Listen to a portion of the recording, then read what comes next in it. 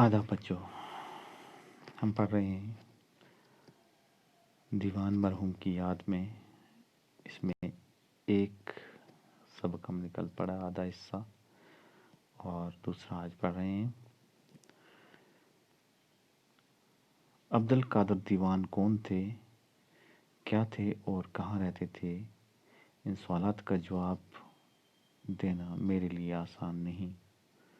वो कोई सियासी लीडर, मजहबी रहनुमा, अहले कलम या साफ तसनीफ बुजुर्ग होते तो मैं उनके सियासी कारनामों, अदबी मारकों और फ़िक्री रुझानात की तफसील बयान करके अपने दिल का बोझ हल्का करता। लेकिन वो तो एक ऐसी गुमनाम बल्कि बेनाम सी शख्सियत का नाम है जिससे सिर्फ उसके अजीज़ तरीन और करीब तरीन दोस्त ही आशना हैं।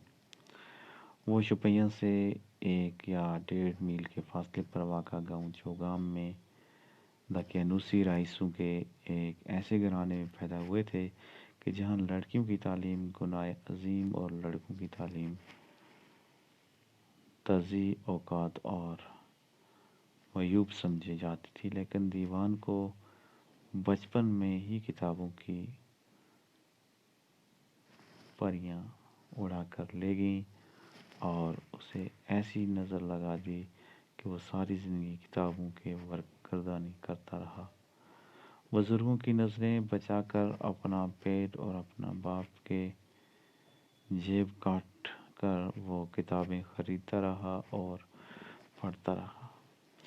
ये उसके ज़ौक़ शौक़ का ही माजदा था कि दुकान पर चाय, कपड़े और नमक बेचते बेचते उसने पहले मैट्रिक और फिर अदीब फाजिल का इम्तिहान पास कर लिया। और ये उन्हीं की सोबत का फैज़ है कि जब आज 4 हरफ लिख सकता हूँ और अदब और ज़िंदगी में अच्छे बुरे कुछ ख्यालात रखता हूँ। मेरे अदबी ज़ौक़ की तहज़ीब दीवान साहब का कारनामा है, मेरे उस्तादों का नहीं। वह इतना उम्दा शायराना मज़ाक करते थे कि उर्दू के बड़े बड़े प्रोफेसर, शायर, नक़ाद और मुहक़्क़िक़ उनके सामने हिच नज़र आते हैं। वो हर साल अपने कारोबार के सिलसिले में दिल्ली आया करते थे और आने के साथ ही दिल्ली की पब्लिक लाइब्रेरी के आर्ज़ी मेंबर हो जाते। इस लाइब्रेरी से जितना इस्तिफ़ादा दीवान मरहूम ने किया है, शायद ही किसी दूसरे ने किया हो।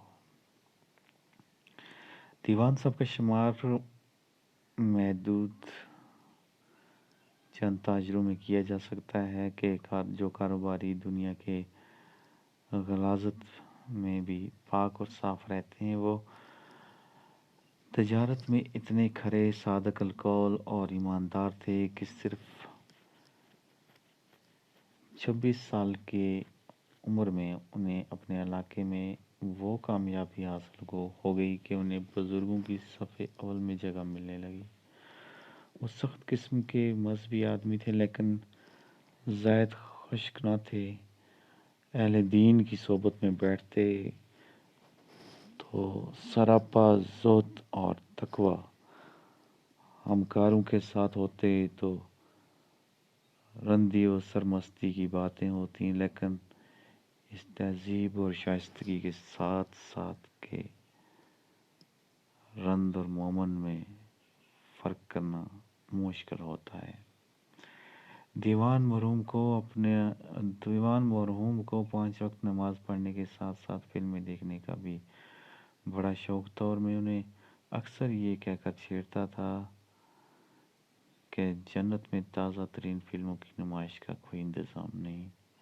अब्दुल कादर दीवान अगर ख़ानदानी रईसों के बजाय किसी गरीब घराने में पैदा हुए होते तो मुझे यकीन है कि वो अपनी शख्सियत और सलाहियतों का ज़्यादा भरपूर इजहार और इस्तेमाल कर सकते थे।